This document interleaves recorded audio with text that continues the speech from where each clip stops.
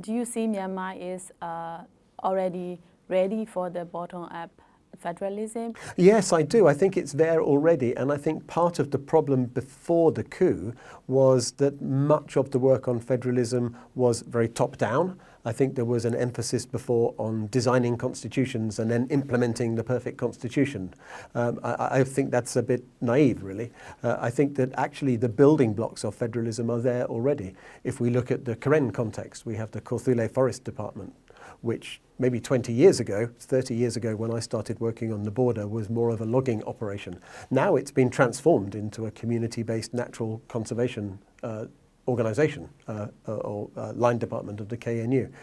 We can see that in other sectors as well. For example, in the education system, the KNU Education Department, the KECD, administers, I think, about 1,200 schools. More than 100,000 children are going to KNU schools using the KECD's mother tongue-based multilingual education curriculum.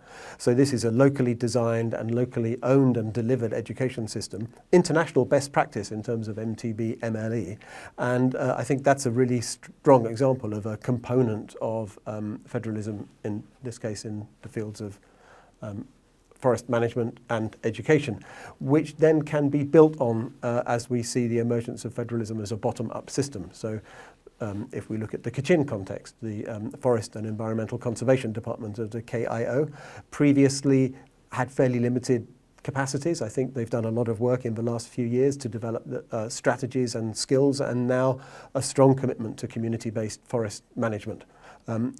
So we see this as something that's emerging in Kachin areas, and likewise the KIO Education Department has an increasingly large number of schools under their administration using a Kachin local languages curriculum. So another example of emergent federal systems in the fields of natural resource management and education. So I think these systems are the building blocks of the new federalism in Myanmar. Prior to the coup, I think the central government and most international actors were not very interested in these developments. They really were mostly interested in supporting the NLD government to reform from the centre, from the top down. But as there is no longer a legitimate or legal or even barely effective central government in Myanmar, I think actually this is a time of great opportunity for the re-emergence of federal systems from the bottom up.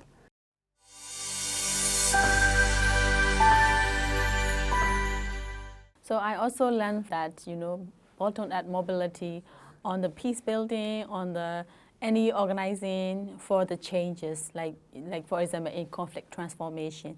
Do you think that federalism and the preservation of natural resources and forests can help in the conflict transformation to achieve peaceful societies? There's a few parts to the answer. I think partly it's about identity.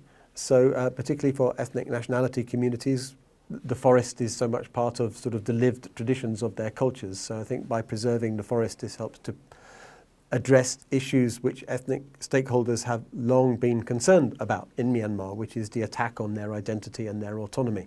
So supporting natural resource management at a local level can help to support local identities and local autonomy.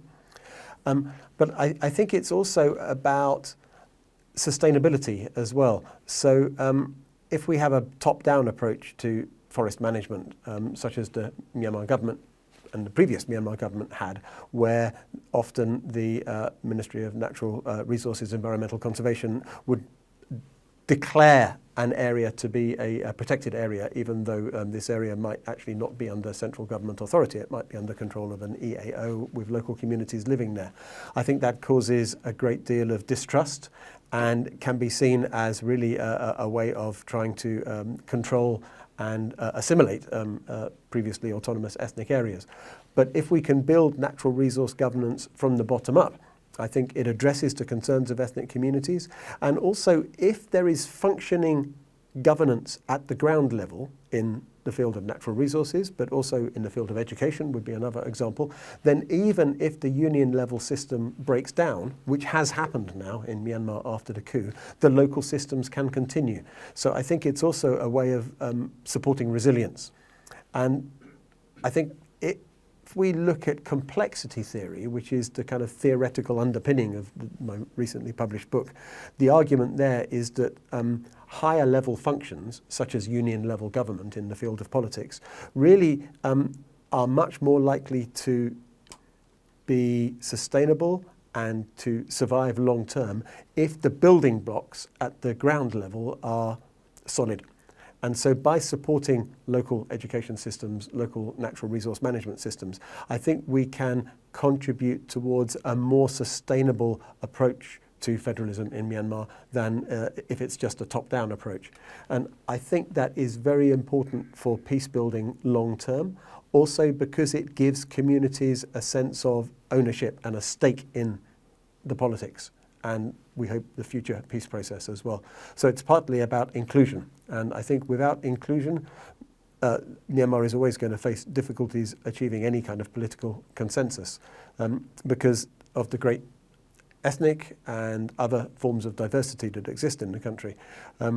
So I can't say that climate change action is going to address all of the problems, but I think by taking seriously the issue of inclusion in forest management, this is a contribution towards making sure that minorities within minorities, for example, don't feel alienated, and in terms of your question, I think can contribute long term to peace building. Thank you so much for your time. Thank you.